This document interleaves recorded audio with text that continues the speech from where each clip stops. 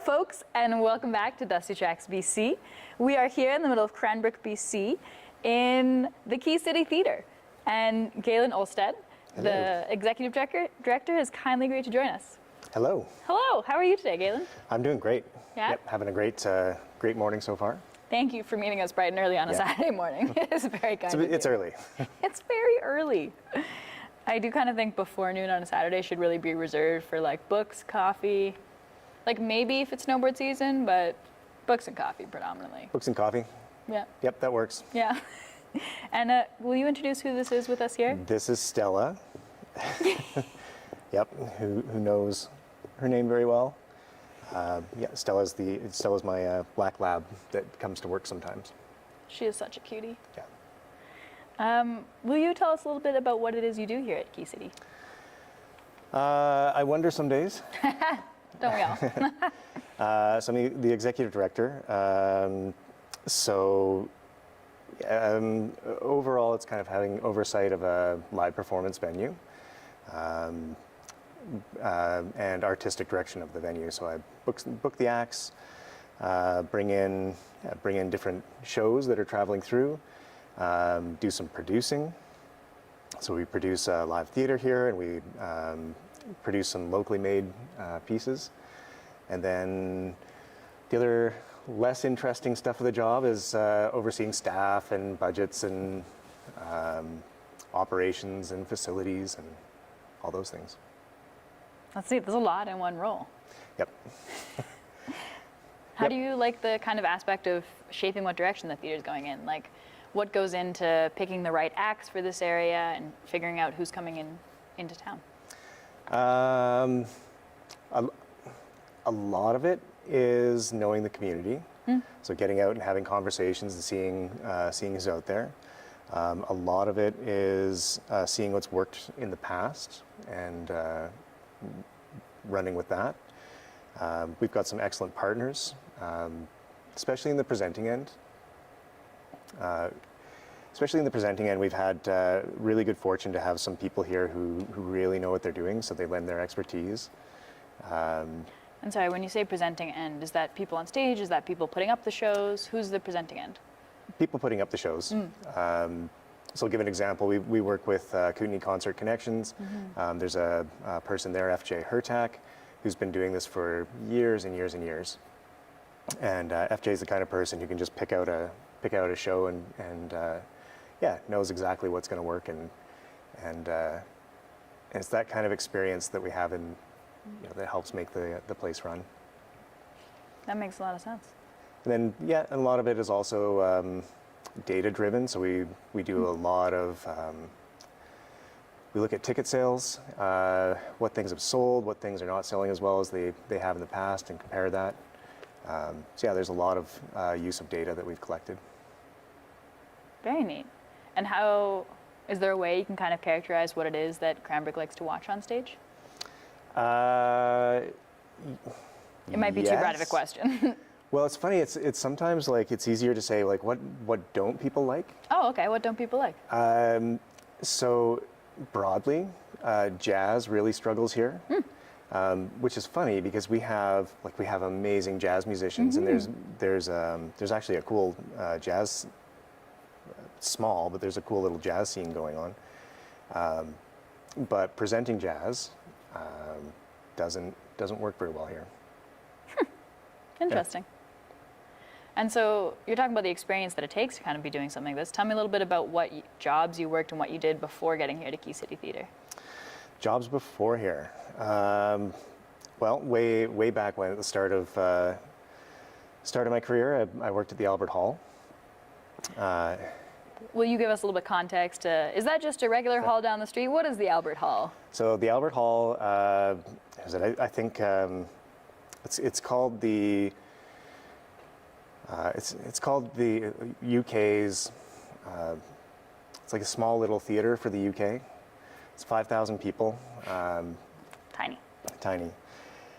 It's right in the heart of London. It was built during Queen Victoria's reign, and it's been going ever since. Beautiful venue. The acoustics are some of the worst in the world. I didn't see that coming. Yeah. Yep, the acoustics are absolutely terrible. But there's just something about it. It has a very intimate feel to it. Like 5,000 people is a pretty big audience. But yeah, there's something about it where people on stage and people in the auditorium are just really connected. And it's kind of an iconic, the building itself kind of has an iconic look to it. So lots of very famous acts go through there. So in my time, there was Sting, we had The Who. Lots of interesting folks. Sarah McLachlan, I can remember watching Sarah McLachlan solo, in a balcony seat for a stunning performance. So it's a fun place to be. Sounds amazing. Yeah. And then where did you go from the Albert Hall? So from the Albert Hall, came back to Canada, and literally was walking off the plane when a friend texted and said, "I heard you're back in Canada. Do you need a job?" And there was a theater that had just opened in West Vancouver, so the K-Meek Centre, and they needed somebody to help with operations. So I got on board there. And how long were you there? 8 years. Yeah, 8 years. So lots of commuting. So I lived in the North Shore and then lived over in Port Moody for a while, and yeah, the commute was a bit of a killer. Just hurts the soul hearing about it. That's at least an hour to an hour and a half each way. Yep. Yeah, it was tough. And then you throw in theater hours, so you're working till midnight, and then have to do an hour commute back. That hurts. Yeah. That hurts. I've done that in the opposite direction a few times, and it's painful. Yep. It's not fun. Those are also annoying commutes. It's not like you're highway to highway. You're kind of like. Yep. On both Well, and if a ends. bridge goes down, and what always happens is one bridge goes down, and then as you reroute to get to the other bridge, the second bridge goes down. Oh, yeah. And then you're Of done. course. Yeah, you're done. And so then when did you move to Cranbrook? So October 14th, 2014. Almost exactly 10 years ago. Almost exactly 10 years ago. I know it's coming up quick. So it's been almost a decade in Cranbrook. How do you like Cranbrook? Love it. Yeah, it's interesting. I didn't think I was going to be here this long, but it's have really settled in, and certainly don't see myself going anywhere else anytime soon. Do you have anything that's a favorite about Cranbrook? Well, talking about commutes. But honestly, it's a 10-minute walk from my house to here, and there, like, every time I do that, just a joyful trek into work, because it's short, but yeah, it's Pretty nice. I get my time. But other things about Cranbrook.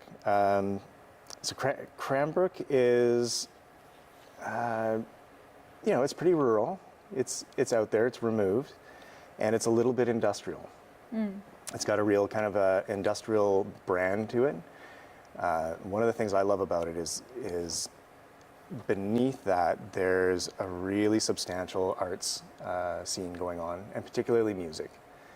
We've got a lot of musicians here, and I love music, so it's great. It is remarkable how many musicians there are. Yeah.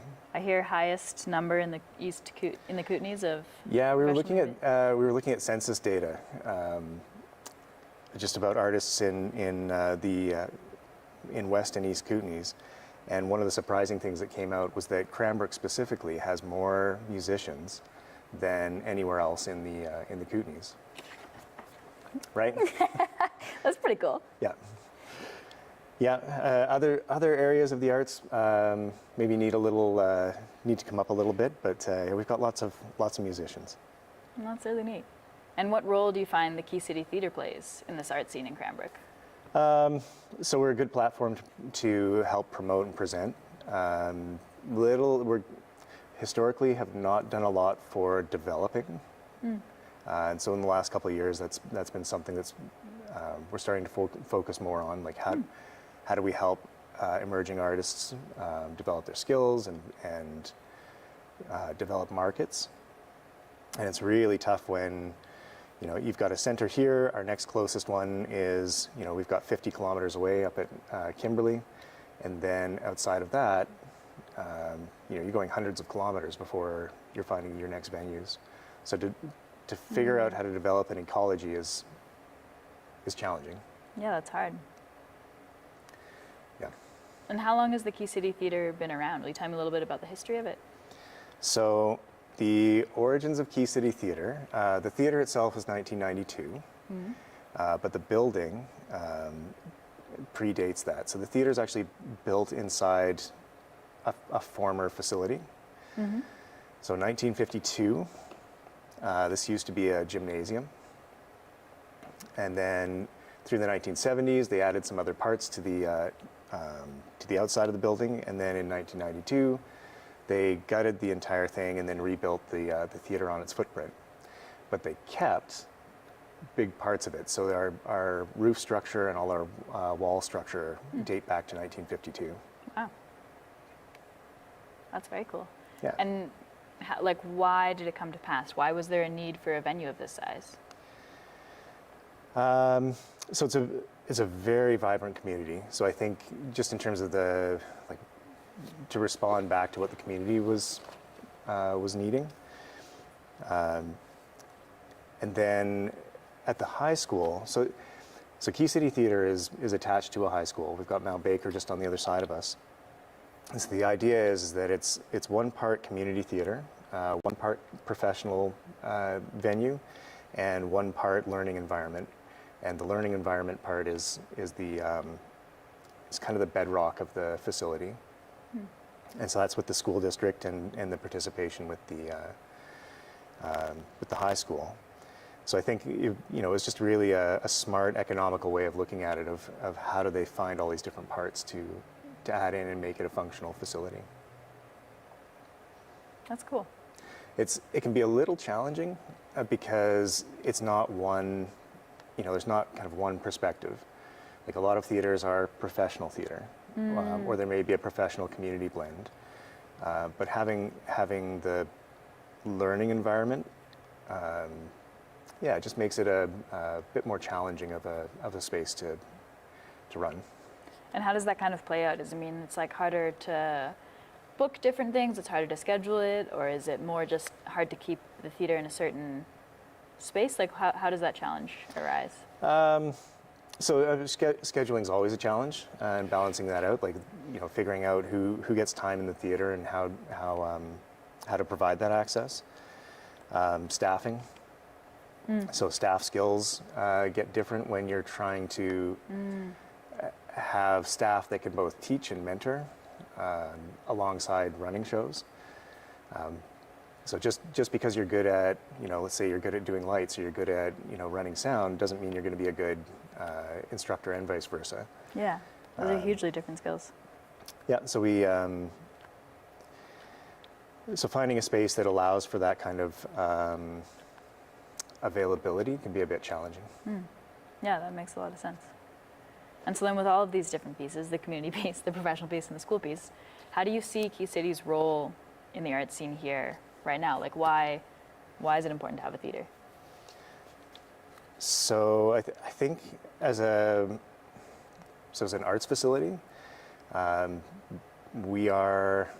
think we're one of the critical hubs of the community. So we get to be a voice. We get to be a place where people give voice to what's happening in the community. But we also get to be a place where we say things back to the community. So it's a very it's one of the rare times where you get community coming together, visibly coming together. If something like sports, there's sports is kind of a celebration, but in performing arts, there's a conversation. Well, it's an interesting distinction. Because there is something because Cranbrook shows up, it impresses me. Yep. We've been to a lot of events where we're did not expect such a huge turnout. And I think people always show up for sports. I mean, I'm sure they have their own issues getting people in seats, but people show up for sports, but it's an interesting way to differentiate. Yep. I mean, not that we're competing against genres, but we hold our own.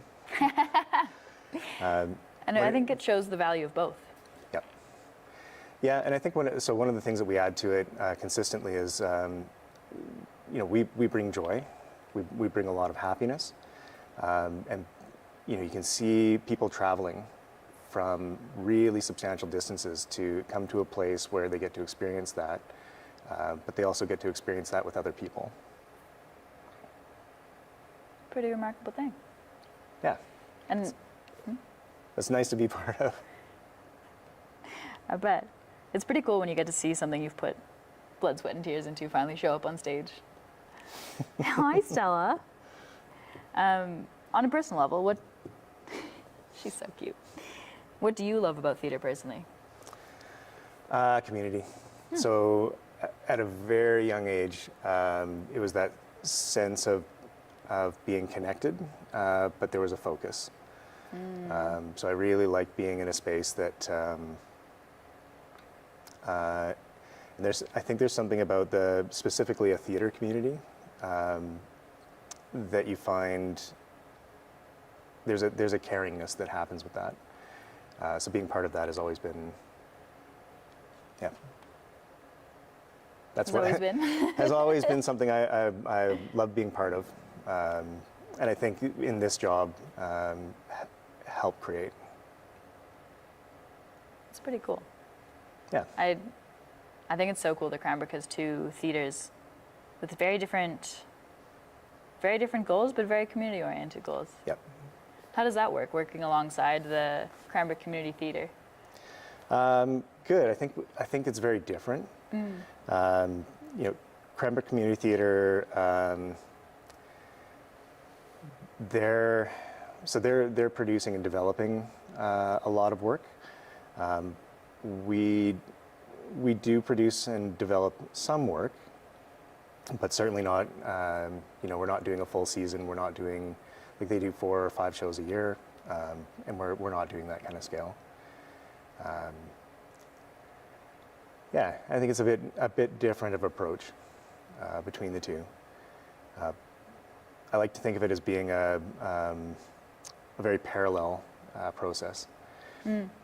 So the one production, we do a major production each year, a musical, and we find a lot of the people involved in that are also involved in CCT and do the things over there as well, especially on stage. We see the same actors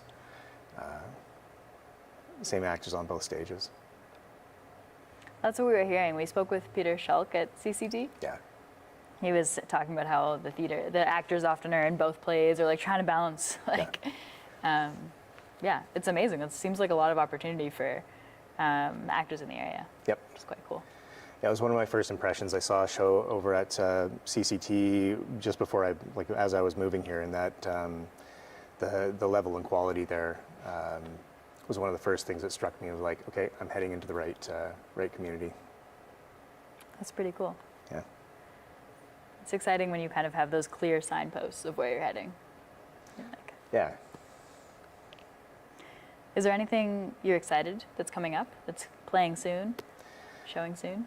I mean, lots of things. Yeah, there's always kind of percolating in the next little bit. Well, we just finished a really big show, so we just finished Jesus Christ Superstar, which was a lot of fun. Went really well, and so having the energy of that, like just finishing that. And finishing it was really positive end. So immediately it's thinking of, okay, what are we doing next year? And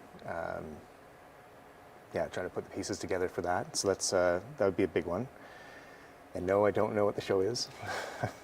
Are you getting asked a lot? Getting asked a lot, yeah. We've got my colleague Brenda, who this is kind of her, the musical project is her. I heard it might also be her chair you're sitting in. Oh, now I'm going to get in serious trouble. In full disclosure, I did not get the chair out of her office. That was entirely us. We put him in the chair. That was us. Yeah. Blame us, Brenda. Yeah, so well, Brenda's working on getting the next title ready, but we don't have the rights yet, so. Fair. Yeah, it's quite an extensive process, from what I understand. Yeah, we'll put in, we put in 6 months of actual production time to the show. And I think it's fairly unique for a venue like this to be producing something on that scale. So hopefully we can sustain it for a lot longer. Yeah, I hope so. We heard such rave reviews about Jesus Christ Superstar. Yeah. It was closing up right as we got to town, so we didn't get to see it at Oh, all. no. But I know, we were very disappointed, but I heard very good things. Yeah, it was a lot of fun. It was a good show. That's cool.